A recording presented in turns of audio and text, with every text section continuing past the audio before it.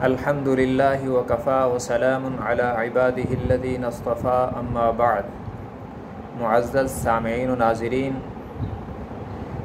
انسان کی تاریخ جتنی پرانی ہے تقریباً قربانی کی تاریخ بھی اتنی ہی پرانی ہے۔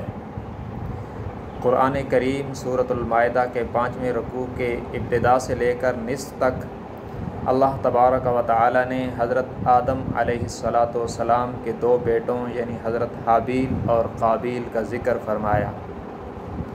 ان دونوں کے درمیان ایک مسئلے پر جھگڑا ہوا تھا اور فیصلے میں یہ طے پایا تھا کہ دونوں اللہ کی راہ میں قربانی دیں گے۔ جس کی قربانی قبول ہو جائے گی فیصلہ اسی کے حق میں ہوگا، جس کی قربانی قبول نہیں ہوگی اس کے حق میں فیصلہ نہیں ہوگا۔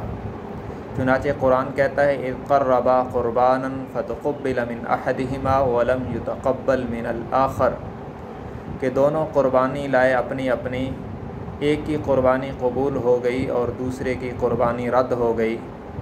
حضرت حابیل چونکہ حق پر تھے اس لیے ان کی قربانی قبول ہو گئی اور ان کا دمبا اوپر اٹھا لیا گیا، اور قابیل باطل پر تھے، ان کا کہنا درست نہیں تھا اس لیے ان کی قربانی مردود ہو گئی اور فیصلہ حضرت حابیل کے حق میں ہو گیا۔ یہاں سے قربانی کی یہ تاریخ چلی ہے اور پھر یہ مختلف کیفیات کے ساتھ ہر امت میں جاری رہی۔ قرآن کریم سورۃ الحج کے 2 لاسٹ رکوع میں ہے لِكُلِّ أُمَّةٍ جَعَلْنَا مَنْسَكًا نَاسِكُوهُ، کہ ہم نے ہر امت کے لیے قربانی کو مقرر فرمایا جس کو وہ کرتے آئے ہیں۔ اس آیت سے معلوم ہوتا ہے کہ ہماری ابتدا سے لے کر حضرت محمد الرسول اللہ صلی اللہ علیہ وسلم تک تمام انبیاء کرام علیہم الصلوات و تسلیمات کی شریعتوں میں قربانی مختلف کیفیات اور طریقوں کے ساتھ جاری رہی ہے۔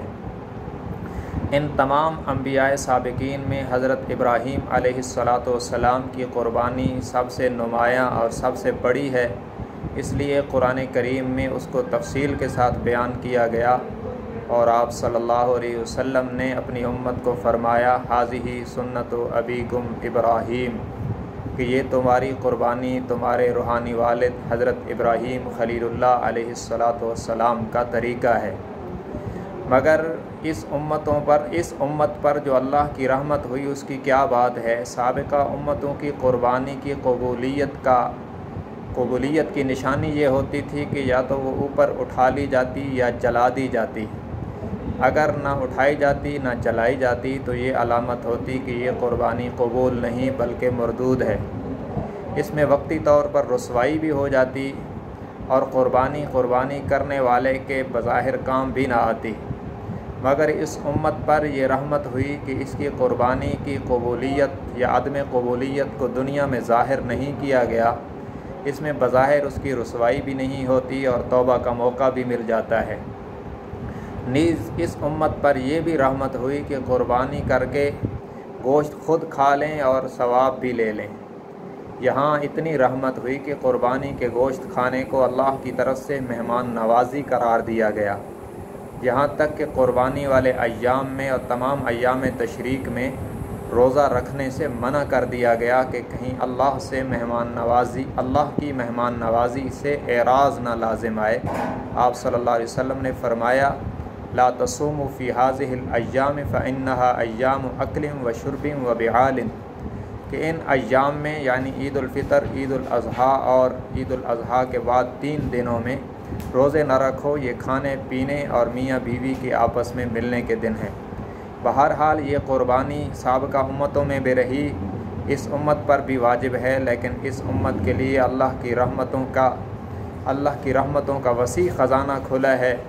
یہاں ایک ایک بال پر اللہ نیکیاں دیتا ہے اور گوشت مہمانی کے طور پر امت کو عطا فرمایا گیا۔ اللہ تبارک و تعالی ہمیں قربانی کے اس فریضے کو ادا کرنے کی توفیق عطا فرمائے۔ جب انسان قربانی کرتا ہے تو تمام انبیاء کرام علیہم الصلوات و تسلیمات کے طریقے پر عمل کا اس کو اللہ ثواب عطا فرماتے ہیں۔ اللہ تبارک و تعالی ہم سب کو توفیق عطا فرمائے۔ وآخر دعوانا الحمد للہ رب العالمین۔